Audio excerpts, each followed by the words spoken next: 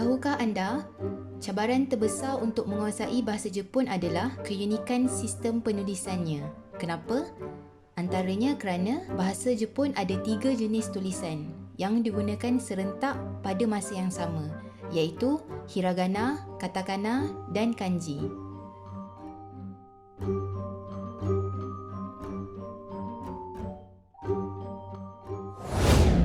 Minasan, konnichiwa. Bumi Sakura Channel no Nafisa desu.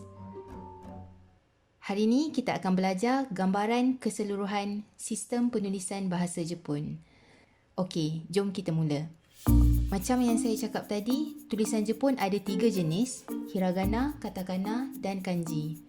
Hiragana adalah 46 suku kata yang mewakili semua bunyi yang ada dalam bahasa Jepun. Pada asasnya, ia terdiri daripada sebutan huruf vokal. Ada 5 vokal dalam bahasa Jepun, iaitu A, I, U, E, O.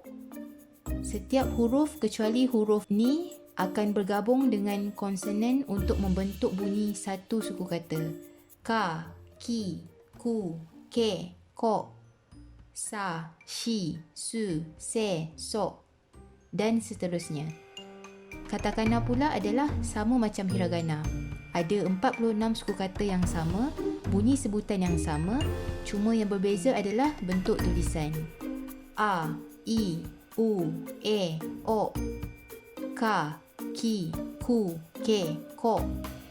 Hiragana ada banyak bentuk melengkung dan bulat, tapi katakana bentuknya bersegi dan nampak lebih tajam. Tulisan yang ketiga adalah kanji, iaitu tulisan yang berasal dari tanah besar Cina. Okey, kanji ni lain sikit berbanding hiragana dan katakana. Setiap huruf kanji tak mewakili suku kata atau sebutan yang spesifik. Kanji ni macam simbol yang mewakili sesuatu objek, idea atau konsep. Satu huruf kanji tak sama dengan satu perkataan. Setiap huruf kanji ada banyak sebutan dan maksud yang berbeza dalam konteks yang berlainan.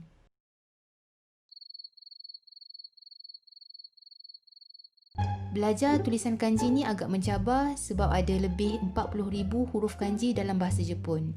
Tapi jangan risau, berita baiknya adalah hanya lebih kurang 2,000 kanji sudah pun merangkumi lebih 95% yang digunakan dalam penulisan harian. Maksudnya, hanya hafal 2,000 kanji dah cukup untuk boleh baca surat khabar Jepun. Jadi, apa fungsi setiap tulisan? Bila nak guna tulisan yang mana? Hiragana selalunya digunakan untuk elemen tata bahasa dalam ayat. Contohnya, penanda subjek wa. Amin wa gakusei desu. Partikel kepunyaan no. Watashi no pen. Partikel kedudukan ni. Gakkou ni iru. Ia juga digunakan sebagai pengganti kanji yang terlalu kompleks dan dalam ekspresi harian. Biasanya, orang akan belajar hiragana dulu sebab dia mewakili semua bunyi dalam bahasa Jepun. Katakana pula biasanya digunakan untuk tulis perkataan asing dan perkataan pinjaman. Contohnya, komputer, kohi, Malaysia. Ia juga digunakan sebagai onomatopia, iaitu perkataan yang wujud berdasarkan bunyi. Biasanya kita akan belajar katakana selepas hiragana sebab dua-dua tulisan ni hampir sama. Dan terakhir adalah kanji, tulisan yang paling mencabar daripada ketiga-tiga jenis. Kanji digunakan untuk menulis perkataan Jepun asli atau perkataan yang berasal dari tanah besar Cina yang merangkumi kata nama, kata kerja dan kata sifat. Contoh kata nama kanji adalah ino, neko, mizu. Untuk kata kerja dan kata sifat, tulisan kanji digabungkan dengan hiragana. Contohnya kata kerja miru, kaeru. Dan kata sifat akai, kowai. Kanji juga digunakan untuk nama orang dan nama tempat. Kimura, Tanaka, Tokyo, Osaka.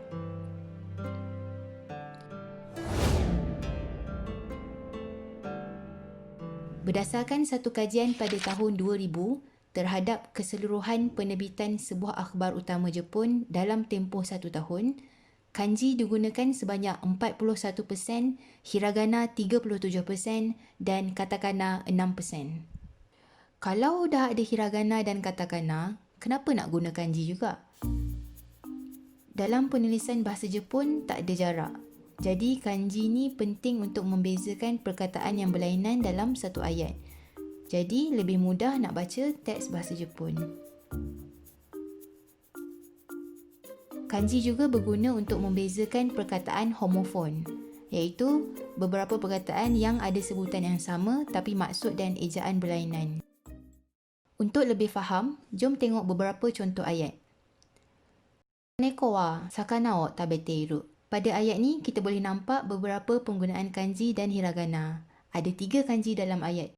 Kucing, ikan, makan.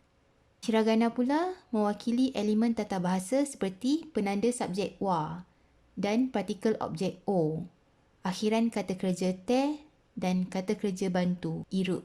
Kalau bahasa Melayu menggunakan sistem yang sama, bentuk ayat akan jadi macam ni. Perasan tak? Kanji mewakili mesej utama ayat ni.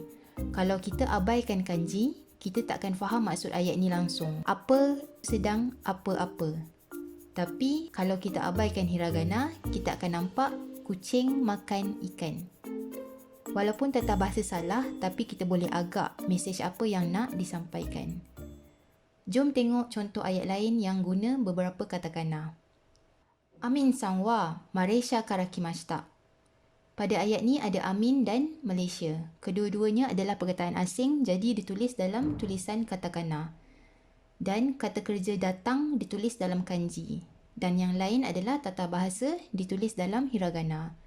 Macam inilah cara macam mana ketiga-tiga tulisan digunakan pada masa yang sama dan saling melengkapi. Masing-masing ada fungsi tersendiri. Maksudnya, kita boleh dapat maklumat yang berbeza daripada setiap tulisan. Dan itu juga antara sebab utama kenapa sistem penulisan Jepun mudah faham walaupun setiap perkataan ditulis rapat-rapat tanpa jarak.